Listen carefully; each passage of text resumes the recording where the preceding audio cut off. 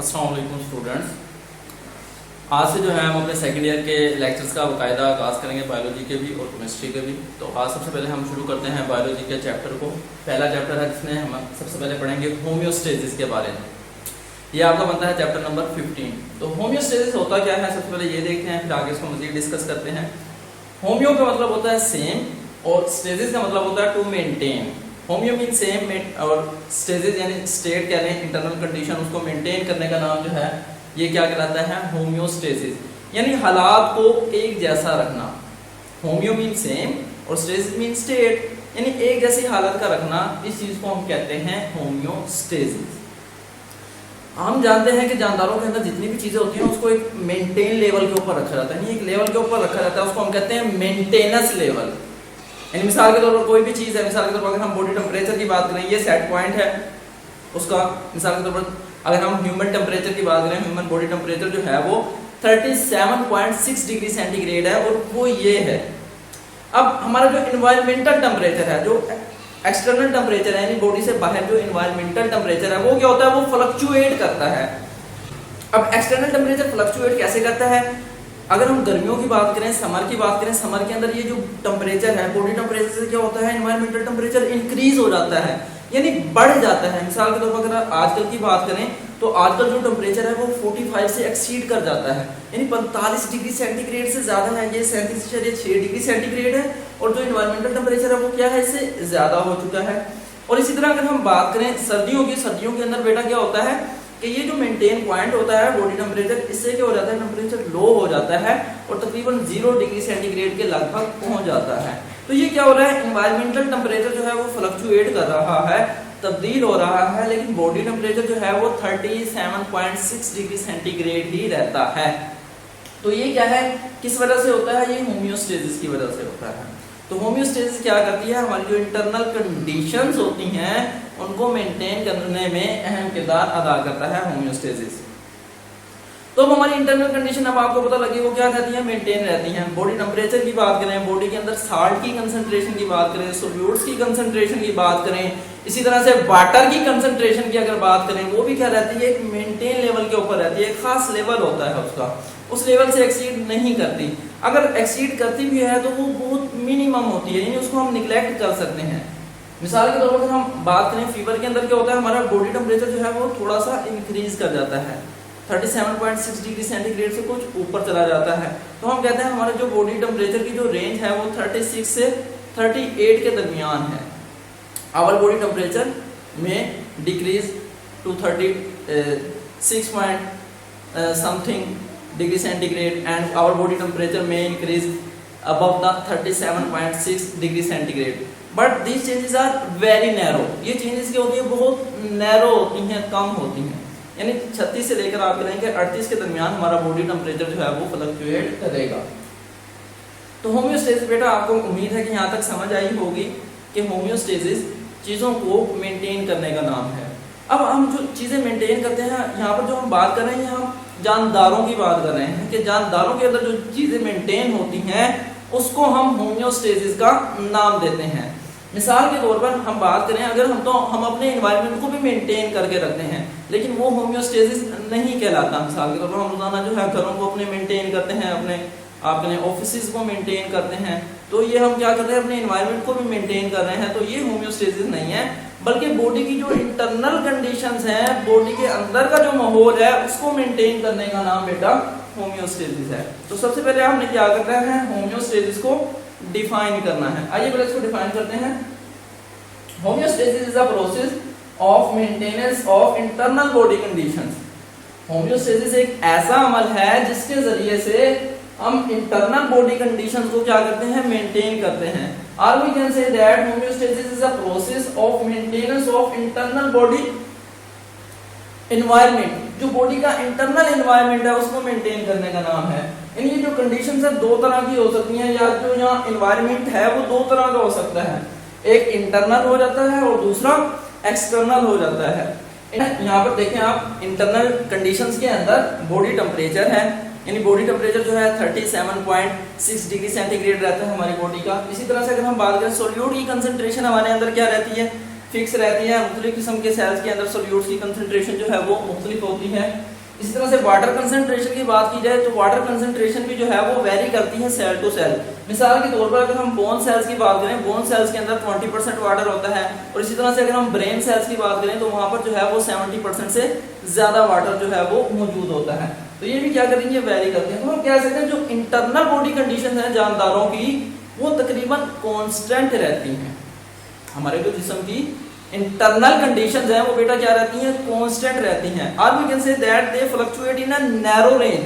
अगर तब्दील होती हैं तो नैरो रेंज के अंदर होती हैं। जैसे मैंने आपको बताया कि फीवर की कंडीशन के अंदर जो हमारा बॉडी टेम्परेचर होता है वो नॉर्मल लेवल से क्या होता है, थोड़ा राइज कर जाता है, तो वो थोड़ा सा क्या होता है, फ्लक्चुएट होता है।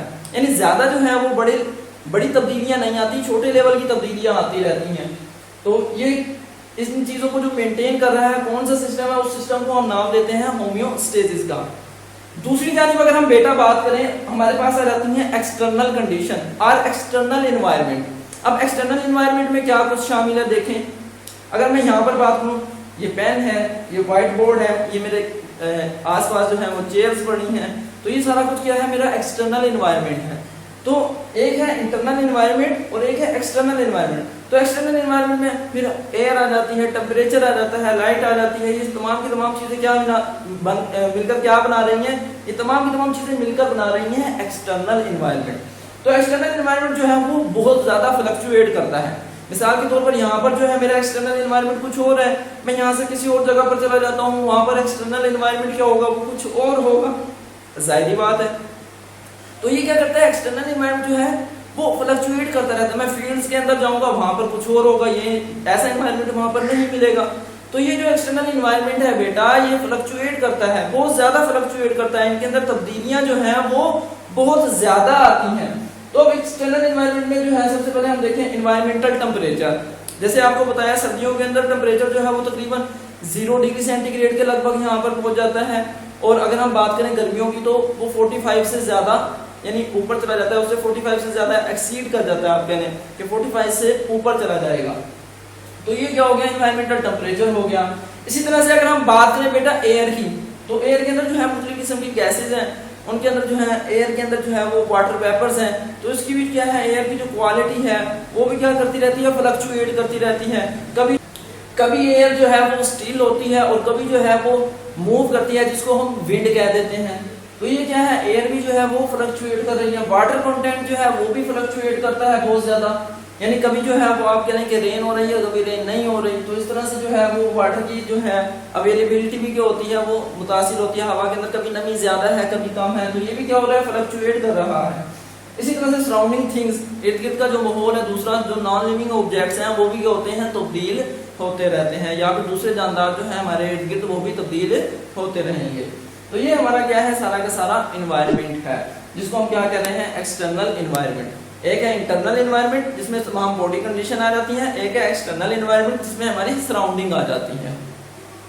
तो जो एक्सटर्नल एनवायरनमेंट होता है बेटा, ये बहुत ज्यादा फ्लक्चुएट करता है। फ्लक्चुएट से क्या मुराद कि ये बहुत ज्यादा तब्दील होता है। यहाँ पर जो तब्दीलियां होती हैं वो बड़े लेवल की होती हैं, ज्यादा लेवल के ऊपर। ये जो मेंटेनेंस लेवल है ये बाहर वाला लेवल है। अब ये बाहर की जो कंडीशन है, कभी वो यहाँ पर होगी, बहुत ज्यादा पीक पर चली जाएंगी, कभी जो है वो बहुत ज्यादा डिक्रीज कर देंगे। लेकिन जो ये बॉडी का नॉर्मल सेट पॉइंट है, ये क्या होता है, या तो इतना से ऊपर हो जाता है या इतना से नीचे, यानी बहुत नैरो रेंज के अंदर ये फ्लक्चुएट करता है।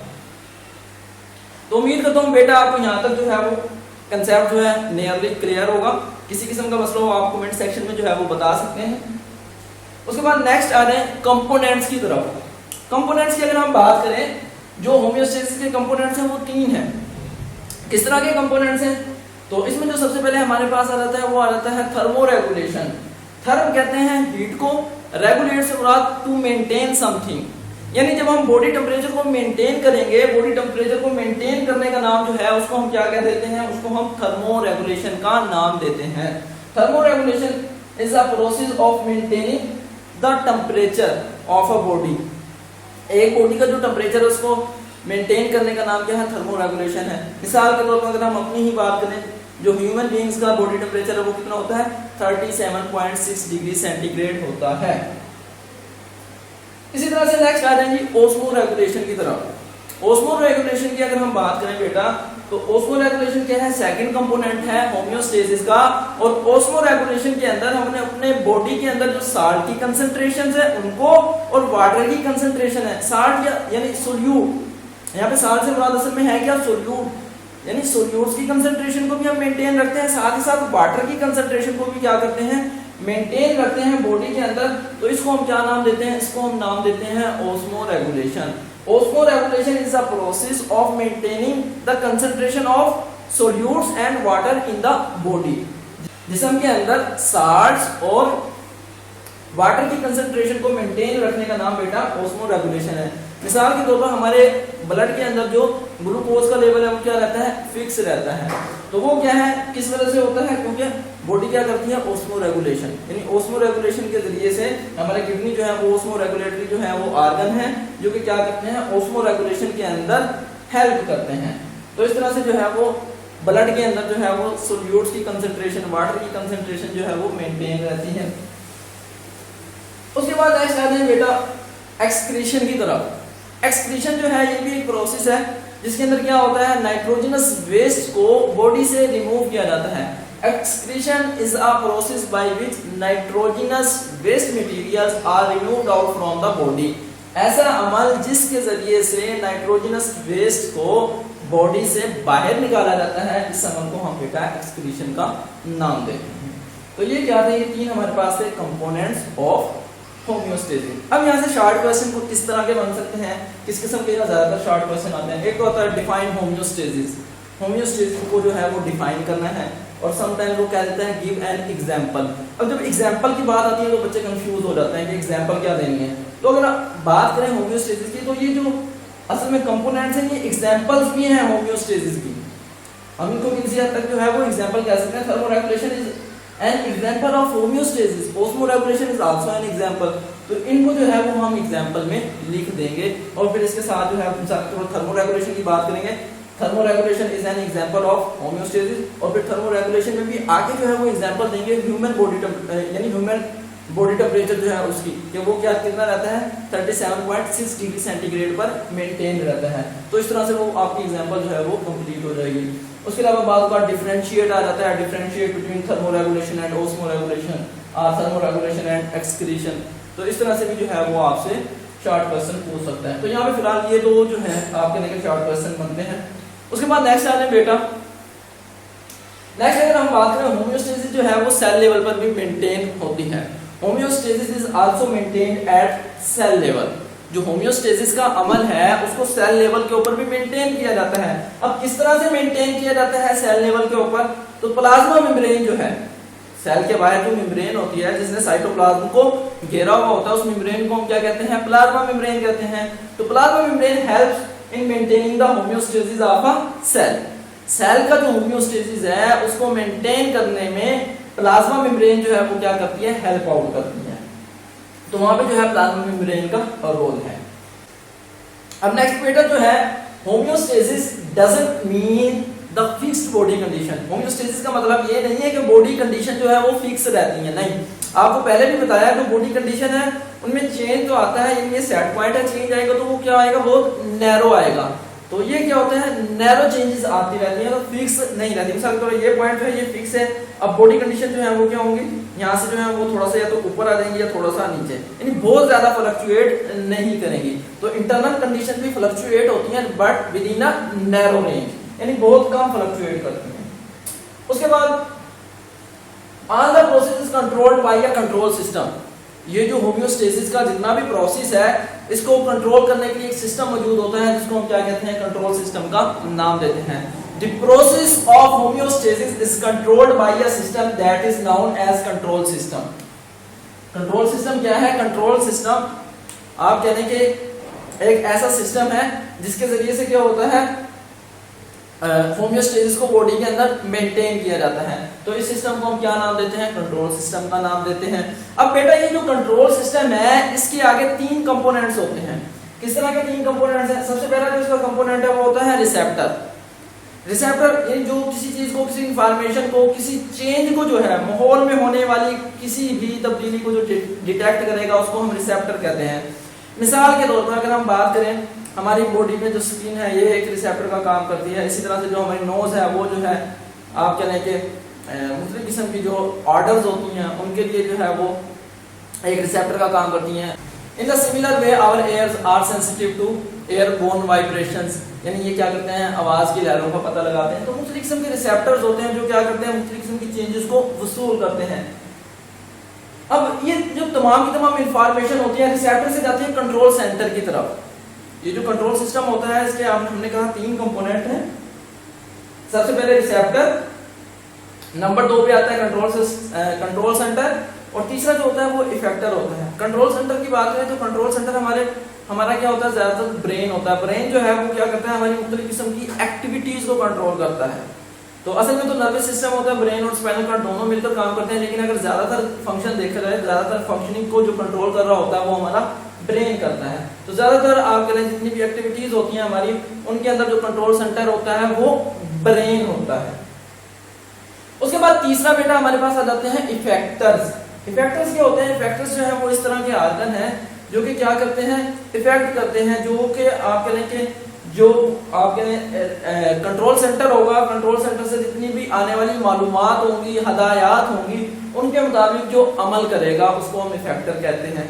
अब इफेक्टर जो है हमारी बॉडी में या तो मसल्स हो सकते हैं, मसल्स क्या करेंगे, कंट्रैक्ट करेंगे, ठीक है। इसी तरह से जो दूसरे इफेक्टर हो सकते हैं वो ग्लैंड्स हो सकते हैं, ग्लैंड्स भी क्या करते हैं, इफेक्टर्स का काम सर अंजाम देते हैं जी। इसी तरह से एक आपके पास बेटा शॉर्ट क्वेश्चन बन सकता है, what is control system? Control system क्या है? It is a system that helps to maintain the homeostasis in the body. ये एक ऐसा सिस्टम है जो कि क्या करता है, बॉडी के अंदर होमियोस्टेसिस मेंटेन करने में हेल्प करता है। इसको हम कंट्रोल सिस्टम का नाम देते हैं। इसके 3 कंपोनेंट्स हैं। कौन कौन से? नंबर 1 रिसेप्टर है, इस तरह से कंट्रोल सेंटर और इफेक्टर, ये 3 इसके क्या है, कंपोनेंट। अब ये जो कंट्रोल सिस्टम है बेटा 2 तरह के होते हैं, एक होता है फिजिकल कंट्रोल सिस्टम, एक होता है बायोलॉजिकल कंट्रोल सिस्टम। अब इनके दोनों में फर्क होता है, इनको समझेंगे। फिजिकल और बायोलॉजिकल कंट्रोल सिस्टम क्या होते हैं? फिजिकल कंट्रोल सिस्टम हमारी जो मुख्तलिफ किस्म की डिवाइसेस के अंदर कंट्रोल सिस्टम होते हैं उनको हम क्या कहते हैं, फिजिकल कंट्रोल सिस्टम। मिसाल के तौर पर हम रिमोट से जो है वो एलईडी को, टीवी को क्या करते हैं, दूर से बैठे बैठे जो है कंट्रोल करते हैं। तो वो क्या है, उसका एक कंट्रोल सिस्टम है। वो हम क्या कर रहे हैं, उस चीज से, उस ऑपरेटर से जो है किसी चीज को बैठे बैठे कंट्रोल कर रहे हैं, तो वो क्या है, एक कंट्रोल सिस्टम है। तो वहां पे भी जो है वो मुख्तलिफ किस्म के यही 3 बेसिक चीजें होती हैं। एक रिसेप्टर होता है, यानी जो शुआएं निकलेंगे वहां पे जो है एक रिसीवर होगा, वो क्या करेगा, उसको वसूल करेगा। फिर उसका एक कंट्रोल सेंटर होता है, पैनल होता है, वो उसको क्या करेगा, अंडरस्टूड करेगा इंफॉर्मेशन को। तो इंफॉर्मेशन को अंडरस्टैंड करने के बाद जो इफेक्टर होते हैं वो क्या करेंगे, उसके मुताबिक जो है वो इफेक्ट करेंगे। यानी चैनल तब्दील करना है आपने, या फिर वॉइस इंक्रीज करनी है, या फिर आपने टीवी को ऑफ करना है, तो इस तरह से जो है वो उसका इफेक्ट हो जाएगा according to the button that you push और according to the information that you send. तो उसके मुताबिक क्या हो जाएगा, उसका आपके सिस्टम का जो है वो रद्द अमल होगा। ये तो हो जाएगा फिजिकल कंट्रोल सिस्टम। अब बायोलॉजिकल कंट्रोल सिस्टम की अगर बात करें बेटा, तो बायोलॉजिकल कंट्रोल सिस्टम में हमारा जो है आप कहें बॉडी टेम्परेचर की बात करते हैं। यहाँ पर बॉडी टेम्परेचर जो है आप कहेंगे जो एक्सटर्नल टेम्परेचर है, एनवायरमेंटल टेम्परेचर, वो इंक्रीज हो चुका है। अब जैसे ही एनवायरमेंटल जो है टेम्परेचर इंक्रीज होगा तो हमारे जो हीट रिसेप्टर है स्किन के अंदर वो क्या करेंगे, उनको वसूल करेंगे। यानी कि जो इंक्रीज टेम्परेचर होगा वो काम करेगा स्टिमुलस का और वो एक्टिवेट करेगा रिसेप्टर्स को। कौन से रिसेप्टर को? हीट रिसेप्टर को। अब वो जो हीट रिसेप्टर होंगे वो क्या करेंगे, उस टेम्परेचर को फील करते हुए जो मालूमात है वो कंट्रोल सेंटर तक पहुंचाएंगे। कंट्रोल सेंटर क्या होगा, ब्रेन होगा। अब ब्रेन क्या करेगा, आगे जो है वो इफेक्टर तक जो है वो पैगामात को भेजेगा। इफेक्टर इस सूरत में क्या होंगे, मुख्तलिफ किस्म के ग्लैंड्स होंगे। स्वेट ग्लैंड, स्वेट ग्लैंड के जरिए क्या होगी, स्वेटिंग होगी, यानी पसीना आएगा, और पसीने आने से जो है वो आपके लिए एवेपोरेशन होगी। एवेपोरेशन के जरिए से जो है वो कूलिंग काज होगी, यानी बॉडी टेम्परेचर जो है वो फिर दोबारा मेंटेन हो जाएगा। यानी इस तरह से बॉडी टेम्परेचर को मेंटेन रखा जाएगा। तो ये क्या है, ये एक एग्जांपल है बायोलॉजिकल कंट्रोल सिस्टम की। तो उम्मीद है आपको बेटा समझ आई होगी कि एक फिजिकल कंट्रोल सिस्टम क्या होता है और दूसरी जानिब जो है वो एक बायोलॉजिकल जो है वो कंट्रोल सिस्टम क्या होता है। उसके बाद आते हैं एक और चीज, फीडबैक मैकेनिज्म। फीडबैक मैकेनिज्म क्या है? तो फीडबैक मैकेनिज्म क्या है? फीडबैक मैकेनिज्म जो है वो एक ऐसा सिस्टम है बॉडी के अंदर जो क्या करता है, किसी भी डिस्टरबेंस को बॉडी के अंदर डिटेक्ट करेगा और उसको डिटेक्ट करने के बाद या तो उस प्रोसेस को क्या करेगा, इंक्रीज कर देगा या फिर डिक्रीज कर देगा। We can say that it is the mechanism by which any disturbance in the body is measured and the process is either increased or decreased. यानी किसी भी तरह की जो डिस्टरबेंस होगी बॉडी के अंदर उसको पहले मेजर किया जाएगा, मेजर करने के बाद यानी पहले उसका पता लगाया जाएगा कि किस किस्म की डिस्टरबेंस हुई है, फिर उसके मुताबिक जो है वो रद्द अमल करवाया जाएगा। या तो उस प्रोसेस का जो है अमल वो इंक्रीज हो जाएगा या फिर जो है वो डिक्रीज हो जाएगा। मिसाल के तौर पर अगर हम बात करें फीडबैक मैकेनिज्म की तो दो तरह का हो सकता है। अगर हम इसकी बात करें, नंबर एक जो है पॉजिटिव फीडबैक और दूसरे को हम कह सकते हैं नेगेटिव फीडबैक मैकेनिज्म। तो दो तरह का हो गया। पॉजिटिव में क्या होगा, जो एक डिस्टरबेंस हुई है, जो एक प्रोसेस हो रहा है पहले से, उसके इफेक्ट को जो है वो इनहेंस किया जाएगा। मिसाल के तौर पर सकलिंग प्रोसेस जो है, जो इन्फेंट होता है, जो न्यूबॉर्न बेबी होता है, जब वो माँ का दूध पीता है तो उस वक्त क्या होता है, उसका जो सकलिंग प्रोसेस होता है, दूध पीने का जो अमल होता है, उसके जरिए से जो है वो मोर ऑक्सीटोसिन जो है वो रिलीज होगा। ऑक्सीटोसिन के रिलीज होने से मजीद जो है वो मिल्क प्रोडक्शन होगी, यानी मिल्क जो है वो ज्यादा से ज्यादा बनेगा। तो वो क्या मिल्क की प्रोडक्शन को इंक्रीज करवा रहा है सकलिंग प्रोसेस। तो इसको हम कहेंगे ये एक एग्जांपल है पॉजिटिव फीडबैक मैकेनिज्म की। अगर हम नेगेटिव फीडबैक मैकेनिज्म की बात करें तो नेगेटिव फीडबैक मैकेनिज्म में क्या होता है, उसके ऑपोजिट काम होता है। यानी जो पहले से डिस्टरबेंस हुई है उसके ऑपोजिट काम होगा। यानी अगर बॉडी टेम्परेचर जो है वो बढ़ रहा है, उसको क्या करवाया जाएगा, डिक्रीज करवाया जाएगा। अगर डिक्रीज हो रहा है तो उसको इंक्रीज करवाया जाएगा। तो इस तरह का जो है वो नेगेटिव फीडबैक के अंदर जो है वो मैकेनिज्म में क्या होगा, इस तरह का काम जो है वो सर अंजाम दिया जाएगा। तो ये था फीडबैक मैकेनिज्म। तो फीडबैक मैकेनिज्म भी अक्सर जो है वो डेफिनेशन में आपसे पूछ लेता है, 2 नंबर का शॉर्ट क्वेश्चन आ सकता है, व्हाट इज फीडबैक मैकेनिज्म। तो आप बताएंगे कि क्या है ये, फिर आप बता देंगे आगे इसकी 2 टाइप्स हैं। और अगर दोनों टाइप्स पूछ ले तो दोनों टाइप्स को जो है वो आप डिफाइन कर देंगे। डिफाइन करने के बाद एक एक जो है वो एग्जाम्पल दे देंगे। तो उम्मीद है स्टूडेंट आज के लेक्चर की आपको जो है वो अच्छे से समझ आई होगी। तो इंशाल्लाह नेक्स्ट लेक्चर के अंदर आप लोगों से फिर मुलाकात होगी। अपना ख्याल रखिएगा। अल्लाह हाफिज।